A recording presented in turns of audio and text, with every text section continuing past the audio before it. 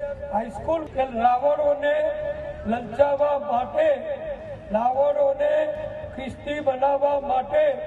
એ ભાઈઓએ અને બીજા મહેસાણા જિલ્લાના જે ખ્રિસ્તીઓના પૈસે વેપાર ધંધો જમીનોનો બિલ્ડરોનો બધો ખર્ચો કરે છે, પૈસા કમાયા એ બધાએ જે ઉકેશ્વરી માતાનું કહેવાતું મંદિર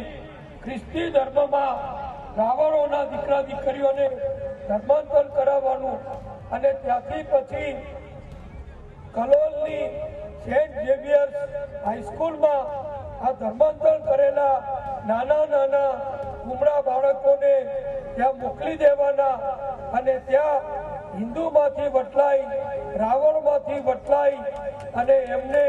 ખ્રિસ્તી બનાવવાનું બહુ મોટું કાવતરું મોટું ષડયંત્ર વર્ષોથી ચાલે છે।